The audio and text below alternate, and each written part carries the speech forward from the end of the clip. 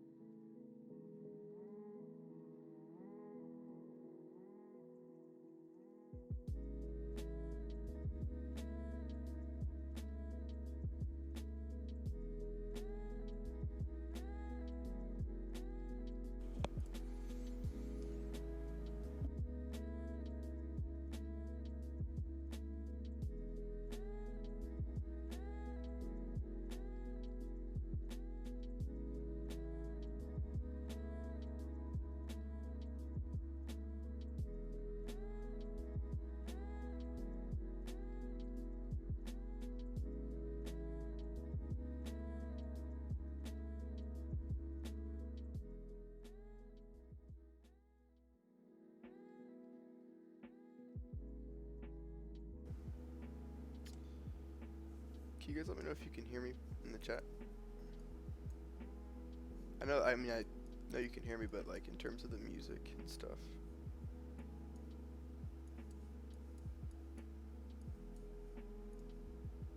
Like if the music is the right volume, etc.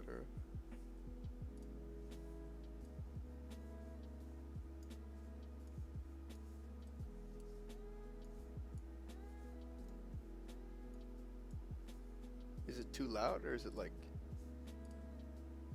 Is it good?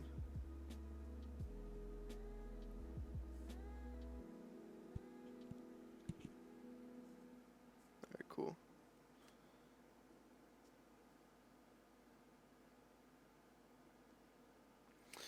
Alright, so...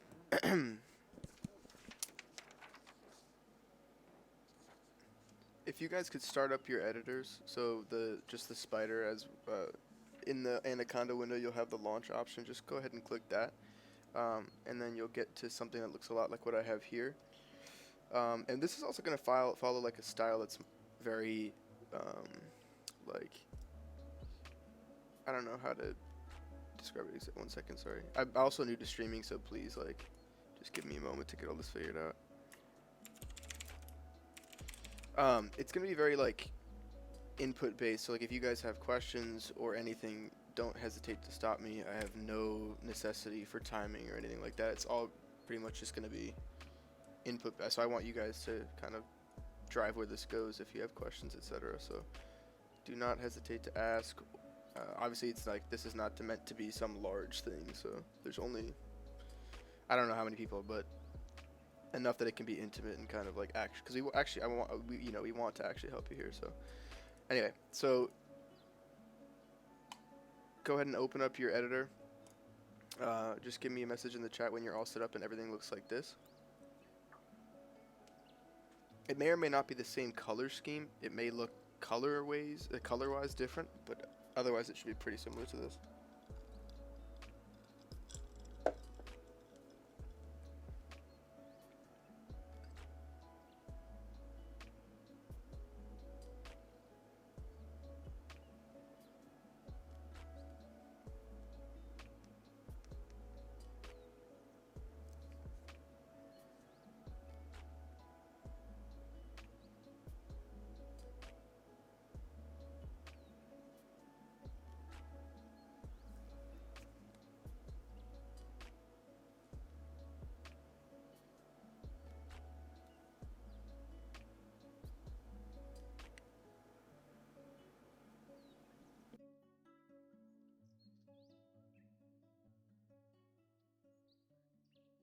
You guys just give me a message. If it's not working, let me know, and I can kind of direct you to whatever a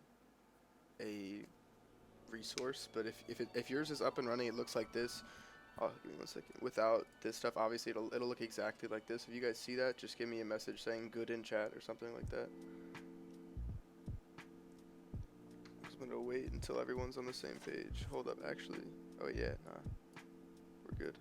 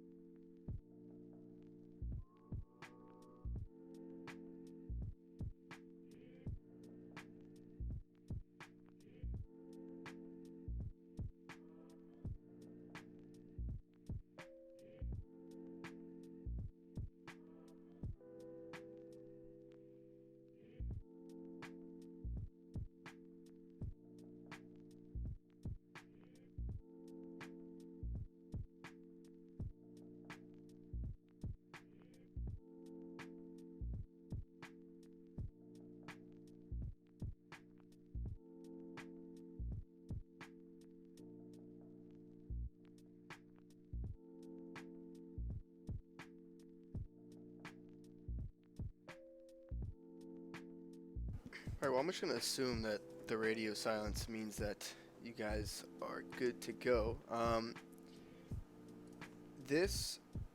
Basically, we'll start out by introducing some basic concepts with the editor. It's all pretty basic stuff, but you're going to need to know these things in order to do this even slightly. So the language that we're doing, as you guys will have known from the guide, is Python. Sorry about that, my computer, or my chair is squeaky. The editor we're using is called Spider. It's a really great editor. It's kind of bulky in terms of, it's kind of a heavyweight application, but it has a really nice and simple user interface, and it runs quickly, and I enjoy it the most. Obviously, people have their own preferences, and if you end up becoming serious, you'll end up probably picking something different, but this is a good built-in option that is really easy to install. So you have your basic functions up here at the top. I apologize to those of you who are advanced or, are relatively advanced, because this will be pretty basic for, about 10 minutes. Here's where you'll start your new file, or this is the new file button right here at the top left. Then you have open file, save all files, fast switch between files. There's a whole bunch of interesting things that you can do. But basically the most important things you're going to need to know are these three. So saving, opening, making a new file, and then running a file.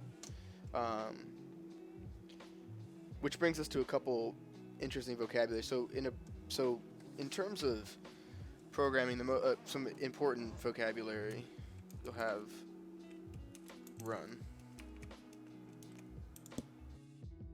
which is basically the concept of, well, it shouldn't be necessarily foreign. It's the concept of taking a program you've written and executing it on the computer. Because what you're doing when you're programming is you're creating a set of instructions to tell the computer, and running them is just making the computer do those things.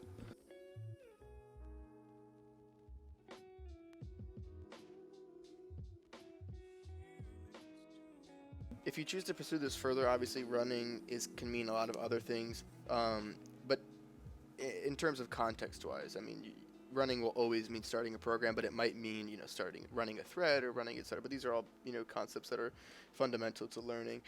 Next is program, which I should have probably started with first because run is defined with program inside of it. But a program is basically this atomic unit of computer code. So you consider pretty much anything that can run on a computer to be a program. Can be a file. It can be a function. It can be. There's no necessary form that it might take. It's more of kind of like a catch-all term. Anything that you're referring to that runs on a computer. So this is not necessarily that's something that you need to write down. You guys don't have to take notes or anything. It's just more of like an easy way to for me to let you guys look at this. And also I'll be posting these files at the end, so you guys can look back at these for later. This is also geared to somebody that legitimately wants to learn, so I want to make sure that I provide the resources. Next is debugging. It's pretty commonly used in other contexts. Debugging is basically just you have a program that doesn't work and you're trying to figure out what's going on. That's really all.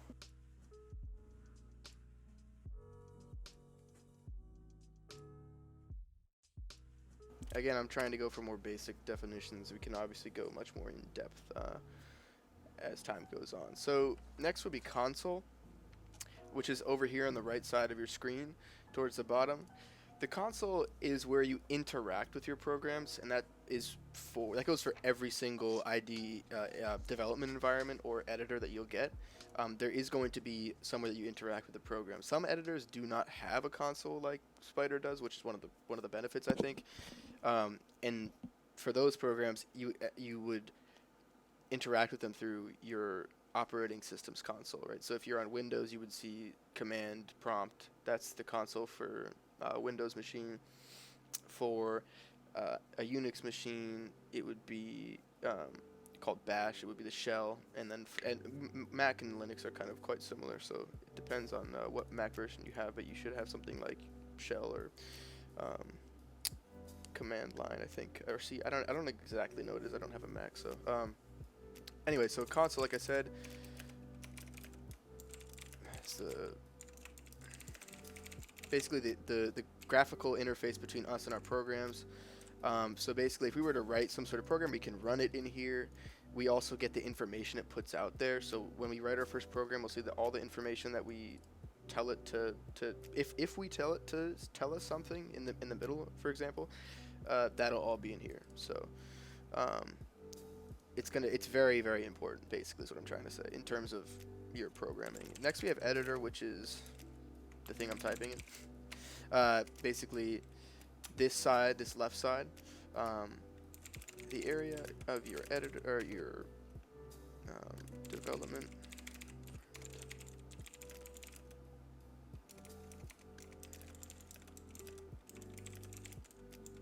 So basically, again, the editor is very self-explanatory. It's the part of your editor where you write your code. Only a couple more after this. There's two. Now these are more in terms of learning. These are about writing the stuff, and the other ones are about or these are like logistical, right? And then the next two are programming concepts. So there'll actually be concepts that you'll have to these are ones that you have to actively learn. So a variable in programming is any piece of information that you are working with, right? So that can be a number, it can be a string of characters, right? So if my name is Matt, then if I wanted to create a variable that was name, it would be Matt. Or for me, it would be Matt, for example. Now, we don't really care what that is necessarily. Like I said, it could be anything. It could be some really hugely abstract concept, but all we need to know is that it's in the environment and we can interact with it. And like I said, so there's this very large there are these very in computer science these very large overarching terms which we use to kind of describe very large concepts, but it's like it's one of those uh, ideas of when you know what you see, or when you see it, you know what it is. So like you'll know what a variable is as I continue to describe them, but the idea is that as if we're interacting with it in our program, it's most likely a variable if it's not a function.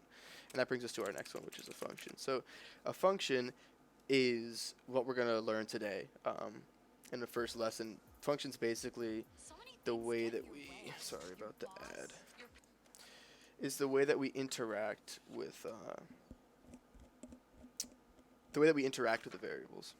So if we're trying to, for example, one of the things that we're going to do today is make the very overly done hello world function where we're going to be creating a piece of code, a program, if you will, that prints hello world, basically like the kind of like the I'm alive at Frankenstein thing, which is pretty much what they teach you in every beginner computer science thing that you could ever see. Also, like I said, if you have any questions, please let me know.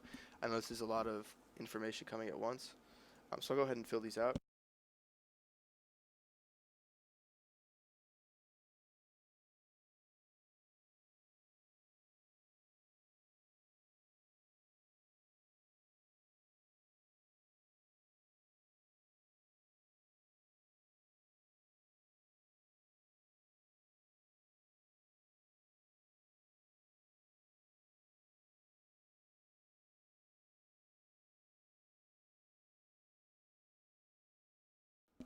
So, sorry if I didn't mention this yet. Obviously, at this point, when Spider opens, you always have a file open.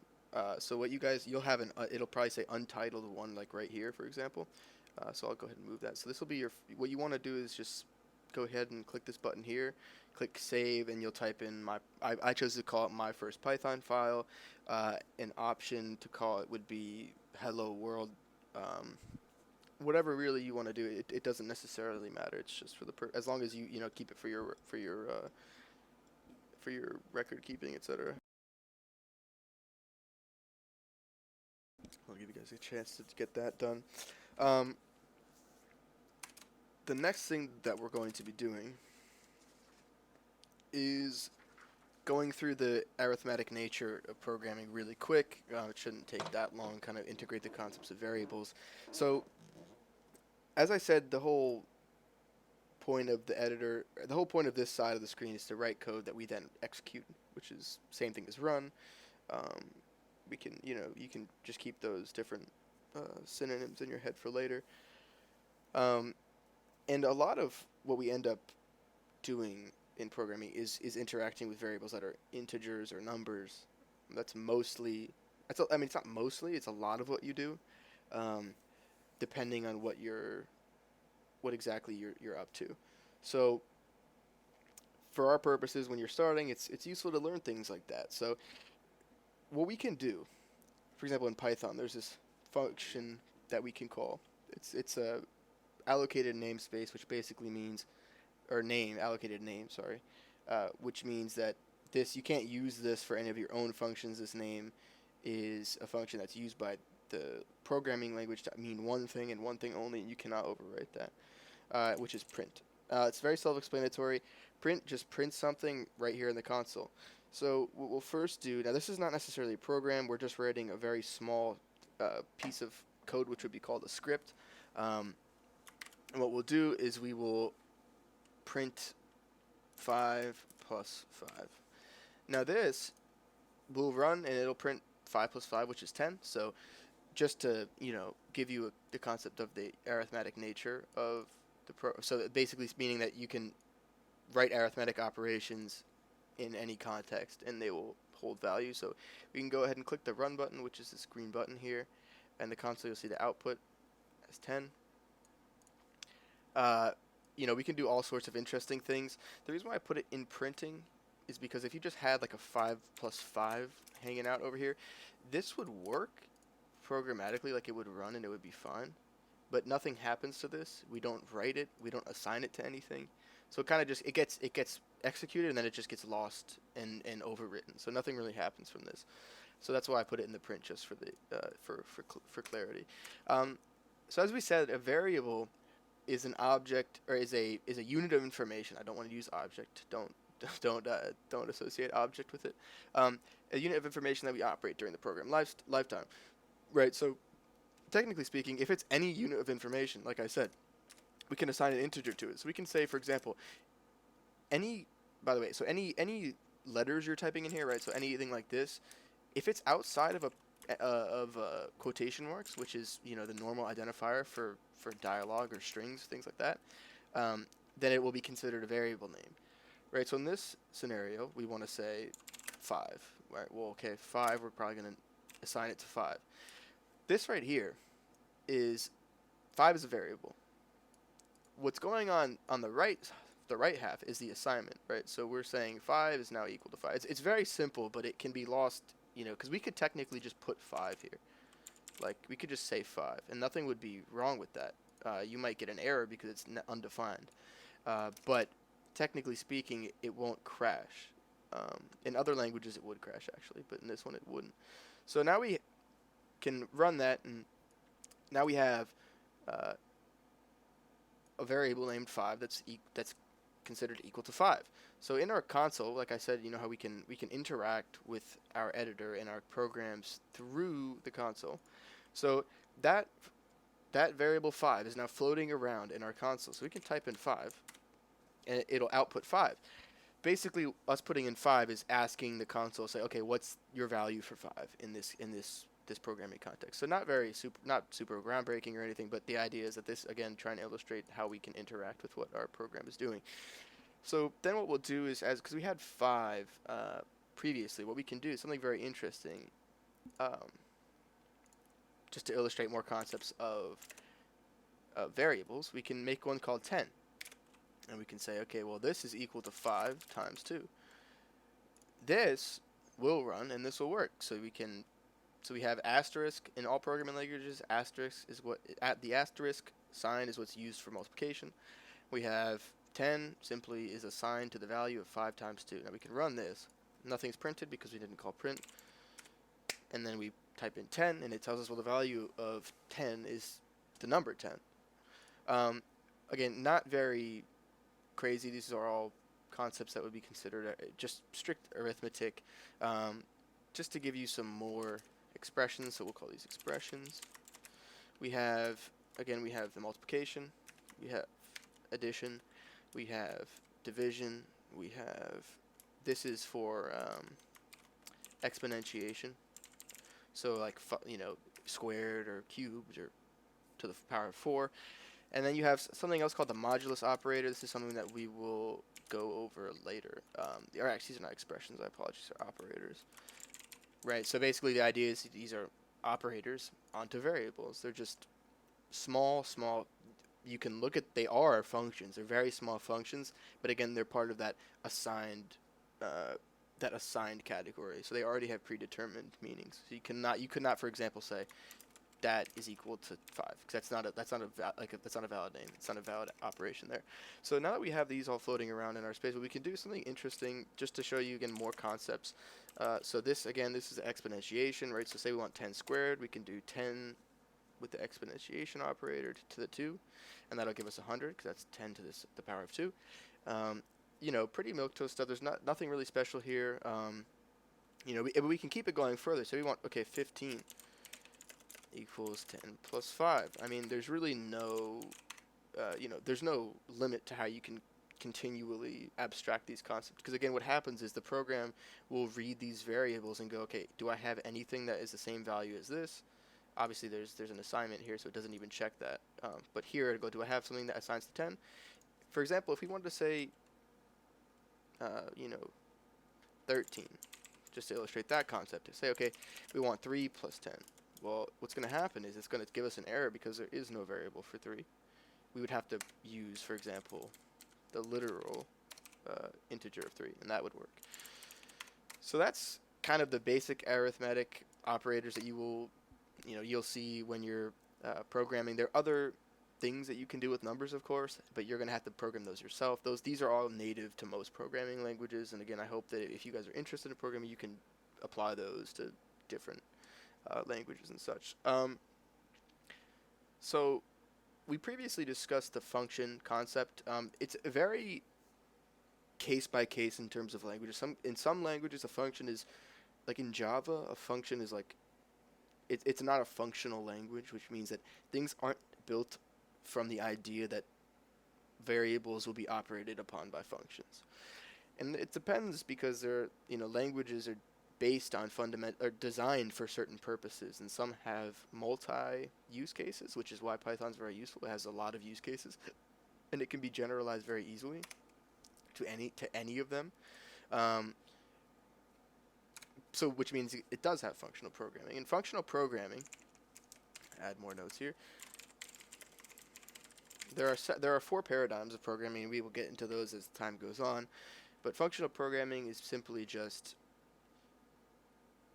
the concept of programming that uses distinct functional bodies, which are just, again, there's functions, but the idea to kind of describe it more succinctly, to operate on variables to get a job done. So go ahead and write that out for you.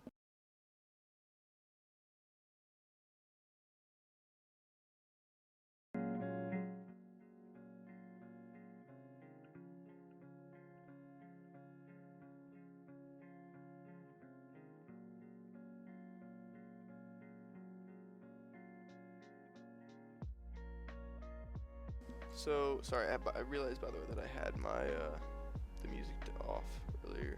So,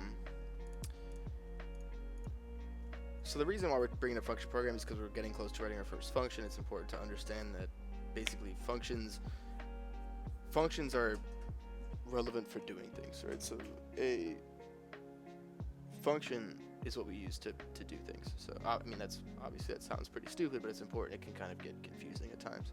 So in Python, there's a identifier, again, an allocated identifier that refers to the definition of a function, right? Because obviously, if we're going to use this abstract concept to operate upon variables, we need to know how to invoke it. We need to know how to use it, because if we don't know how to use it, there's no way to use it, obviously. So the keyword is def, which means define. Again, it's not a crazy word. It'll be very. Python. The idea of Python is it's very, very clear, and it was built in terms of usability and ease of teaching and things like that. So, and it's not, by the way, it's very robust. I mean, I use it for almost anything that I need to do. It's what I used it in machine learning. It's not some dummy programming language that you teach to people that don't know. It's a legitimate programming language. It's just simple, and you can make it as complex as you want. So, we'll create something called Hello World. So you can just type DEF, Hello World, type it however you want. It doesn't matter what it's called. It can be called anything. It just matters that when you invoke it, you use the correct name.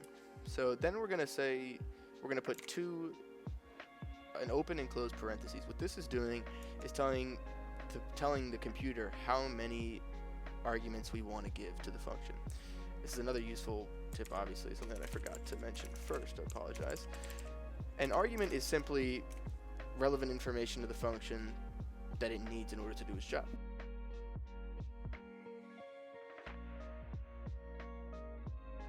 An interesting concept for that would be, okay, so if you're going to make the print function, right, so that thing that we used before to print 10, or 5, or 10, we need to tell it what to print, right? The idea, if we just called this, well, this wouldn't do anything because we're not telling it what to print, and some will get error. If you don't use the right amount, you'll get errors because you're not telling it what to do. So the idea is that if you need to tell something to your program, it will have arguments. So after this, now that we finished our arguments, our function will have no arguments. We're just going to put a colon, which identifies the end of the definition and the beginning of the function body. Again, these are just syntactical things or syntax. It's not that these are not universal truths. It depends on the language that you're using. For this program, what we'll do, very simply, call our print function. Inside of there, we'll say hello world. Again, this is the oldest program in the book. You'll find it in every programming book there ever was. I don't even know if there's a comma. I'm not sure. But This is all the function does. So when we call this function, it's going to print hello world. That's literally it. And this is in Python. This is all you need to print hello world whenever you call this, right? So for example, like we did before, if you run this file, you can see that it didn't run. Previously, when we had the other information written out, right, like 10 and 5, all the in the print, for example, it did get executed when we called it, or even when we ran it here. The importance is you can't understate the importance of this concept. When a function is defined, it's not necessarily called. You're just telling the computer what to do when you do call it, right? So if we wanted to invoke it, we could do so through the console, or we can do so outside. So what I'll do is use the print function to make a nice formatting to describe what's going on here. So hello number 1, and then we want to invoke the hello world function here. So we'll just do what the function's name is, right? So hello world, that's the whole function name, and just like print, we'll just do an open and close parentheses. We don't have any arguments, so we don't have to, we don't have to do that here. We don't have to put anything in the middle here, so it's just gonna be all clear. Then we'll do another print, hello number 2, just to illustrate both ways that we can do this. And we will execute it in there when the time comes. So basically what we'll do is we'll click here, and whenever you're ready, just click run file, and you'll get these 3 prints. You get hello number 1, hello world. So as you can see, this did execute perfectly fine. Everything went well. It printed, no problems. And then we get the hello number 2, which is obviously something that I wrote in order to be able to do this. So in the console, we'll write hello world. Same thing as we did before. Again, this is just another message to the computer saying we would like you to do what we told you to do inside of this function. And as you can see, it printed hello world again. So not very blazingly interesting concepts, but important nonetheless for understanding how to properly use the functional capabilities that Python has to offer. Now we'll start moving on to stuff that's a lot more interesting, I would imagine, to you. Sorry for boring you guys in the process. What we'll do together, we'll think of building a function that takes a singular argument, which will be a number, and then we'll return. It'll be a time in Eastern Standard Time. No crazy, they'll have no crazy concepts or formatting. It'll simply just be, we'll call it EST to PST, and that's what we're basically doing conversion of Eastern Standard Time to Pacific Standard Time. The difference is 3 hours, so PST is 3 hours beforehand, so PST is 3 hours less than EST. Those are kind of those are the things to note. What we'll do here is we'll do the hour and the minutes, right? So what we'll do, this function will take 2 arguments, the hour and the minutes, and it will return this time in Pacific Standard Time, right? So the idea being, if it's 5 p.m. in Eastern Standard Time, what is it in Pacific Standard Time?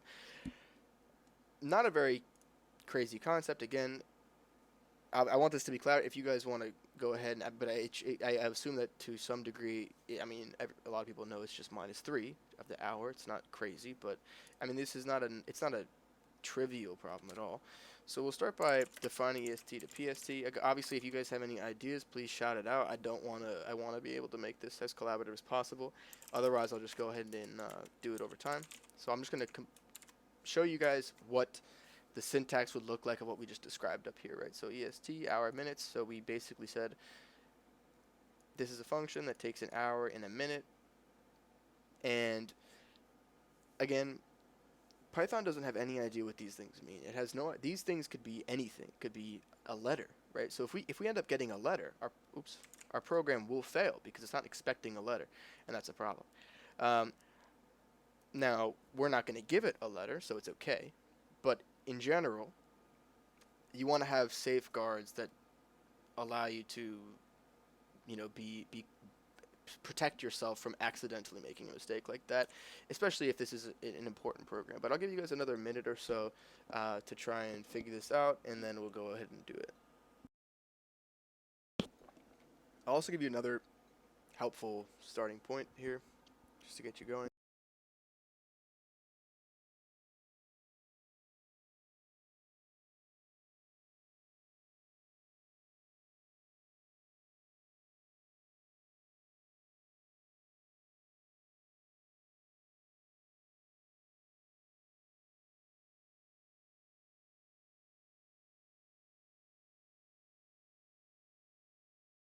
That shows we have to do string formatting here. So what we'll do instead, we'll just do an hour because I don't want to overly complicate this because this is getting into odd.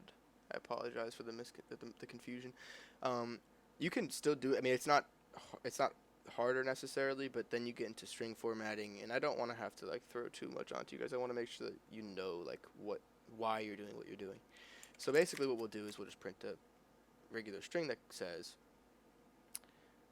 Oh wait, no, we can. Never mind, I forgot some certain aspects of Python. So actually, you know what? I super apologize. We'll go back to what we had. What we can do is just use separate print statements. So what we'll say is print hour, print minutes, and then we'll print in Eastern Standard Time is equal to, and then we'll wait until obviously we calculate what that is next. But just to give you an example what this would look like from right now, so EST to PST, say it's 5:20. Then we'll get a statement that says 5:20 and EST is equal to whatever. And obviously this is not the cleanest thing. I mean, we can do something simpler. We can give print more than one argument, so you can say hours, minutes, and that'll print them next to each other, as you can see here. And obviously this is probably more relevant for our use case right now. So we'll say 5:20 and EST is equal to blank. So I hope I gave you guys enough time to kind of assess what this would be. Obviously, again, it's very simple to do. Whether or not it was obvious in the editor is what was to be seen. But all we have to do is simply subtract 3 from the hour. Now, obviously, if it's less than if your number is what we can do is format this in terms of 24-hour time scale.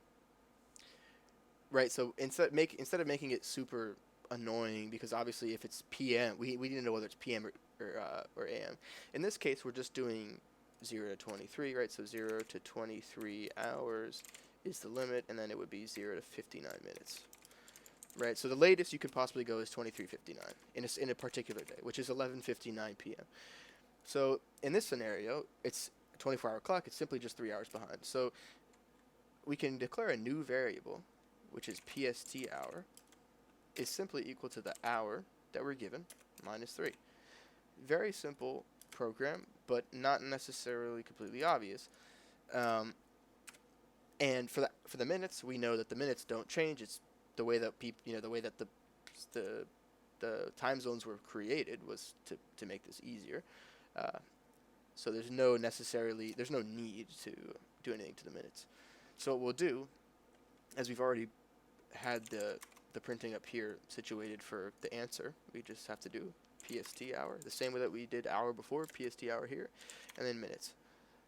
So what this will do is, as you can see, all it's doing is printing. In other cases, what you can do is you can define a function that you want to give you an answer in a variable, right? So for example, if we were using this in a larger program, we're not going to have it print stuff, because say we want one function to communicate to another. Well, the function doesn't communicate through the console through printing. It communicates through variables. So if, for example, I wanted to say hello world with the time in EST to PST or something like that, I would say, okay, I want to call it inside the function. I'm not sure how many people. Sorry, I'm not paying attention. But I had several requests to record it, because I'm sure people aren't. It's a little bit hard to get to. But the idea being that we can use it here to get that variable back in hand, if we wanted to. But in this case, we have no need to do that, so we won't do that. And we'll do what we did last time, which is just type in the editor EST to PST and give it an hour and a minute. So 7:45, for example, whatever is fine. And obviously, as expected, it returns the same time with 3 hours less, which is 4:45, which is exactly correct. So the function works, and it works how we expected, and there's no issues there. So I hope this is a useful starting point. I have another. No, it's no worries. Thank you, man. I appreciate it. So the last thing I would say to do is you can do another function, which is an interesting. Again, like I said, I'll put out all the files for you guys to look at later if you'd like. But an example of an exercise where you can learn how to make a function that calculates the degrees in Fahrenheit and converts it to the degrees in Celsius. I obviously can create a solution. I think it would be interesting to go ahead and try for you guys. In order to make it as clear as possible, I put the definition of how to go take a degree, or to take a temperature in Celsius and turn it into Fahrenheit, or Fahrenheit into Celsius, which is simply this function where x is equal to the degree in Fahrenheit, right? So it's just a simple mathematical formula. If you're confused with that, just let me know and I can describe what that means further. But it's clearly just a simple linear translation. So there's nothing too crazy about what's going on here. It's just simply get the number and turn it into a new number. And we didn't describe this previously, but in this scenario, rather than printing it out, which is a legitimate way to solve this, you can print it out, and that's fine, and that would be correct. But you can also use the keyword return, which means that you're sending it back. So I would suggest to use both. I would say you can do the same printing technique we did previously. For example, you can print it beforehand, say this is what it is in Fahrenheit, convert it to Celsius, and then say this is what it is in Celsius, print it, and then also return it, just to get a hang of the return statements in there. Obviously, this is just to give you an example. If you want to use this as reference, this function will, based on the programming language, it won't do decimals. So if it's 100, you'll get 38. If it's negative 32, you get negative 36. These are, it'll round, but that's okay. It's expected. So I'd say go ahead and try this out. I'm convinced that you guys will be able to do it. If you need some help, just DM me on the Discord. Otherwise, I would say that should be all. What I'll do also, like I said, I will post the solution to everything, and I'll also put my own take on how I would do this, just so you guys have an example of how I would do it as somebody who's a professional programmer. Other than that, I appreciate you guys coming. I will be posting this up somewhere so that you guys could see it if you guys want to come back to it. But yeah, I mean, other than that, I'm happy with that. So yeah, let me know in the Discord if you liked it, if you want some specific concepts next time. I appreciate you guys taking the time to come out, and obviously, there's no worries. This is all just I don't want you guys to do this because you think I care. It's more to be helpful to you guys. So if you guys don't think it's necessarily relevant, I have no issue there. Yeah, other than that, I appreciate you guys taking the time out, and I will see you guys in the server.